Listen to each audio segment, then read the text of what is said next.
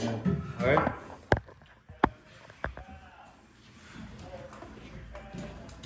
Hey, what's up, guys? How you guys doing? What's going on? All right. Hey, my name is Jonathan. I'm your primary caseworker here while you guys are in treatment. This group is called Seek and Safety. We do this every week.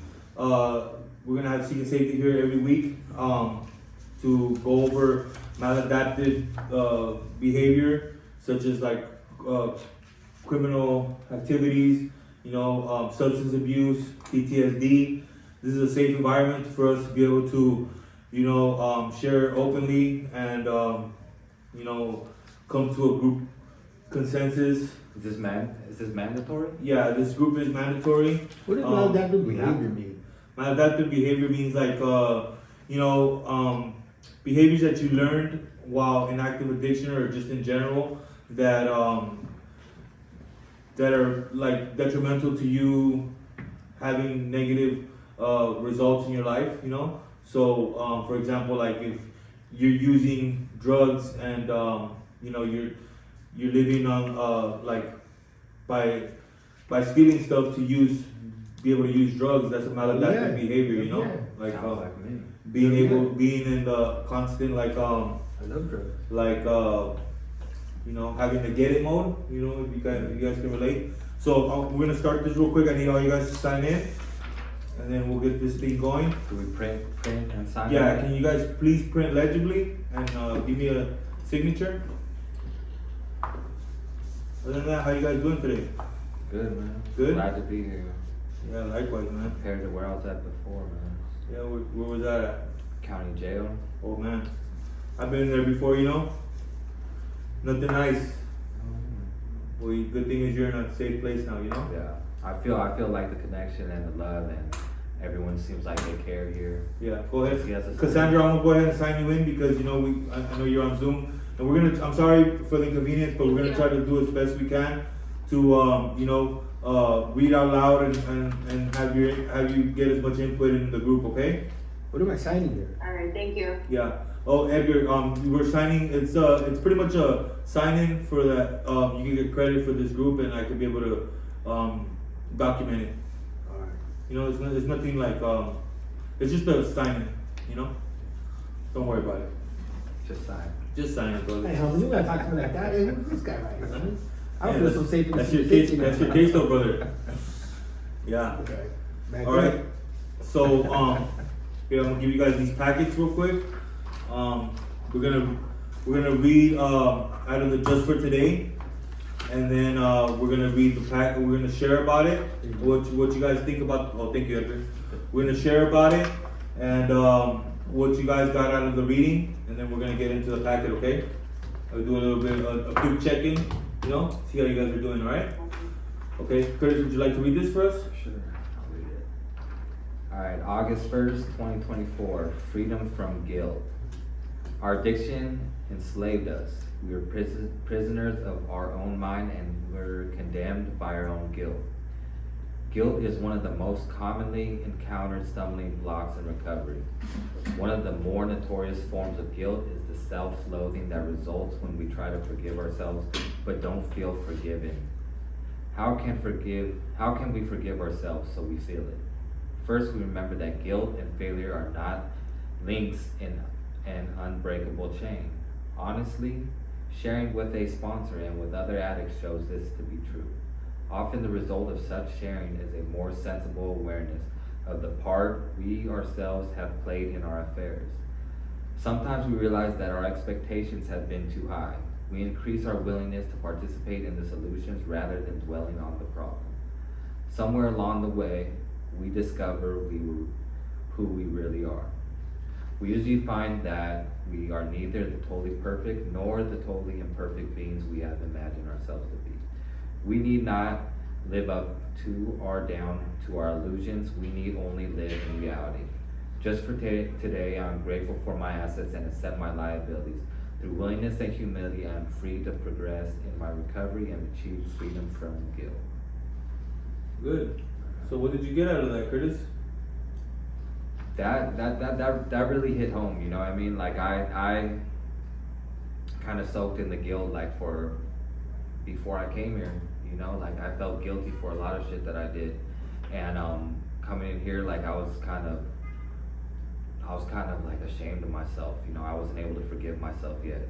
And, you know, today I realized that, you know, forgiveness plays like a big part of my recovery, you know, like if I'm not able to forgive myself, I'm gonna end up back in the same pit over and over and over again. You know, 'cause that's like one of the biggest reasons why I picked up in youth, you know, I couldn't like face the guilt and shame that I dealt with, you know, like turning my kids over to the system. Yeah. And like, you know, knowing that like it was due to my actions, you know, due to my addiction, due to what the choices I made. And the freedom, like how it says, like the freedom from guilt, you know, I finally was able to feel free. Yeah. You know, I was able to feel free and like feel lighter, you know, by like for being able to forgive myself. Okay. You know, and like that really resonated with me. And why do you feel like you've been able to forgive yourself? You know, some of us like I know for myself, I wasn't able to forgive myself for certain things right away. You know, what put you in a place that made you forgive yourself? Because I knew like I've understand that like this disease is powerful and it's like not who I truly am. You know, that was just a disease, like, you know, taking over me. You know, it's like they say, like, you know, this disease is powerful. You know, and cunning and baffling. You know, and like I realized like that's not truly who I am. It's good. It seems like you've been, you know, doing a lot of step work. How many days do you have so far? About like 45 days. 45 days? Man, that's a big deal. Good job, Curtis. 45 days? 45 days. What did you get out of the group, Cassandra? Out of the reading? Not really helpful for me, like Curtis said, because I can relate to it so much. When I was pregnant, I was using, and it's really hard for me to forgive myself because of me using while I was pregnant. You know, there was a lot of stuff that came with that. I got my baby taken from the hospital. I got my other kids taken away from me. And I was so ashamed. I am so ashamed, and it's real hard for me to forgive myself for doing that. And I feel like I can really relate to that because it's just crazy what I do, you know? Yeah. Being pregnant and using, it's just real hard for me to process that, you know, like, okay, that's, you know, like I really did that and now this is what happened, you know? Yeah. The main thing is you gotta be able to, you know, forgive yourself, and because, you know, at the end of the day, you gotta remember, like, when we're in addiction, we're not in our right state of mind, you know? So, you know, it wasn't the real you, you know, I'm pretty sure that, you know, when you look back at it, you can see that, you know, you weren't doing the right thing, right? But having that self-appraisal of yourself and looking back at it and realizing that you made a mistake, you can learn from that. There's a lot of growth in being able to, you know, recognize the fact that, you know, you made a mistake and now you're trying to fix it, you know? So I commend you for sharing on that, because, you know, that's a very difficult subject for women to be able to share upon, you know? It is, and you know, when I first came to treatment, I couldn't even say it. Like, I was so embarrassed, and I felt so much shame. Like, I would just stay quiet, you know. But now I can talk about it and not cry or not be so embarrassed, because, you know, maybe it might help someone else out that was in the same position that I was, you know. Yeah. So I encourage you to utilize, you know, the people you have around you to help you, you know, talk about it and be transparent about it, so we could teach you, you know, ways to cope with it. Okay? Yes, thank you. Yeah, Edgar, what did you get out of the reading? First, I've only been here for like 4 hours. I don't know what we're doing here. I feel like lost right now. You feel lost? Yeah, because I don't know, I've never done this before. Like, Am I supposed to talk about what? Cause it was red? Yeah, just what did you get out of it? There's no right or wrong answer, you know? Just what did you get out of the reading? Yo, I don't know if I'm guilty or anything. I don't even. Everything. I don't know how to explain it. I was kind of like I can't say something because but the next man's gonna think of me. You know what I'm saying? Yeah. I'm not like that's a sign of weakness. So I don't know how all this is. Am I supposed to just tell this man in front of these people what I feel or what I got out of this?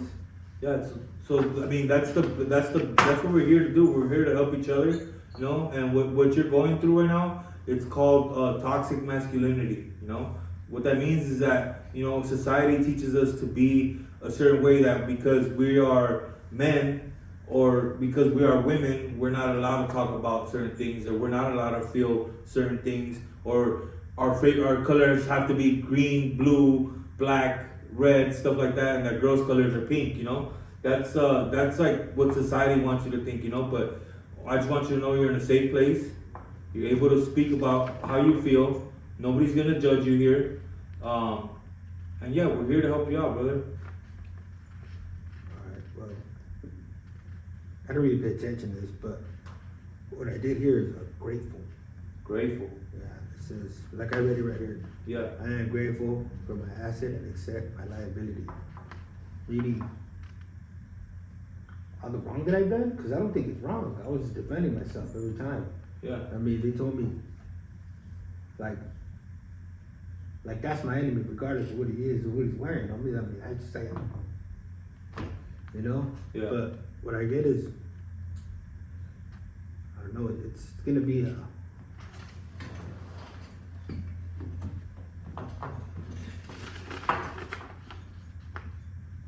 I'm more. You know what? I do feel guilty because I don't know if I feel guilty, but I feel some kind of guilt. Not a lot, but a little, because what I'm getting right here is if someone called me a drug addict, I get mad. And now that I come here and I talked to a couple people, they said hi. Like the first guy I saw me trying to shake my hand, first thing I did is jammed him up. Like, where's he from? Yeah. They said I was wrong. But what do you mean that's wrong? That's what I know. You know? I guess I do feel guilty because I jammed him up and he was just trying to be high. Yeah. I don't know how it's gonna work for me, but I do feel like just taking off. Yeah. Well, This is new. I don't know. Am I supposed to do this? Like, I don't feel like I got a problem. He said something about a disease.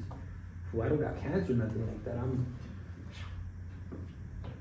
feel like I'm sick. Yeah. So I mean, it's addiction is a disease. You know, it's classified as a disease because we use drugs, and a lot of it is not even has to do with the drugs. You know, it's our thinking. The disease is centered in our thinking.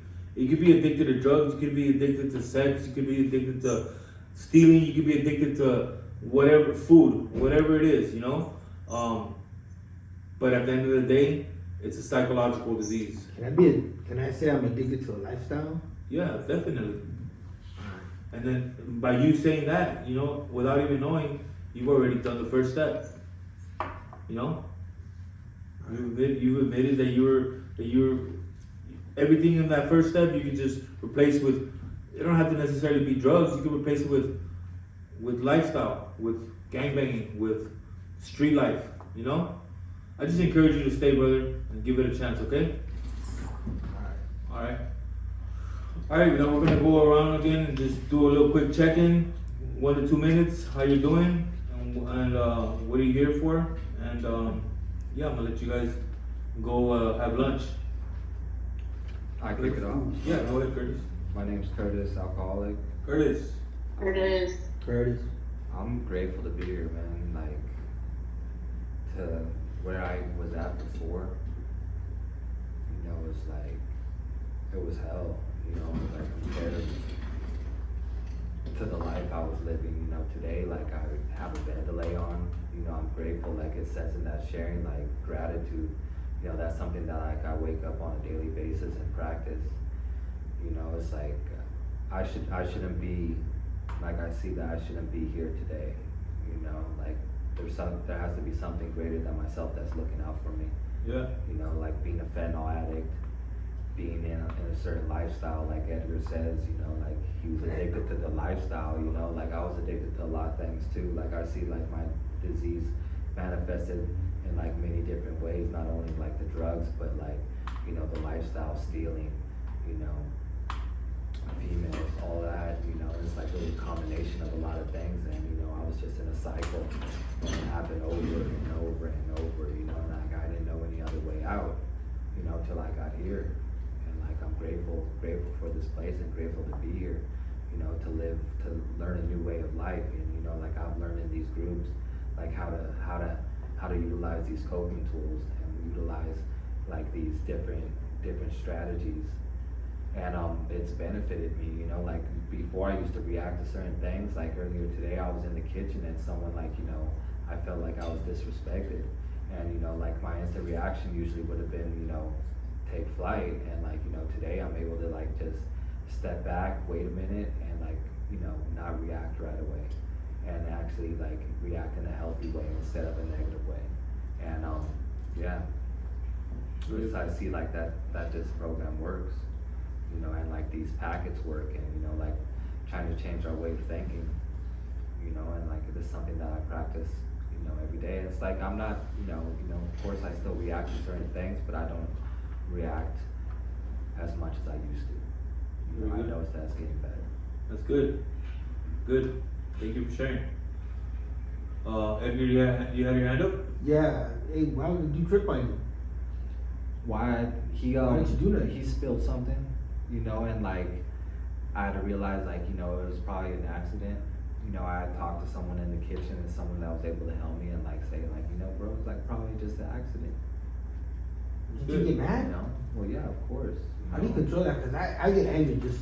I 0 to I 60. did get angry, you know, and I got angry, and I just, you know, like how I've learned, like being in these groups, like they try to teach me like how to react differently and not instantly react on certain things, you know, and like just have a better understanding of like, you know, what that person may be going through. That person may have some issues that I'm unaware of, you know. Yeah. And like, you know, may have not been to the places that I've been or you've been. You know, like we come from the same type of background, and like people weren't brought up or raised a certain way. So, you know, the whole respect thing, you know, they may have not been raised that way. You know, so I have to have a better understanding and put them on a different kind of scale and not have expectations on them. Good, very good, Curtis. All right, we're kind of cutting it. Can I say something about that? Yeah. I also feel like in our recovery, like what my recovery has taught me, like you have to pick and choose your battles, because I was like that too. Like I'll just hop up over anything. Someone looks at me wrong, or you know, like it didn't matter if I didn't know them or not. Like I'll just hop up and take flight.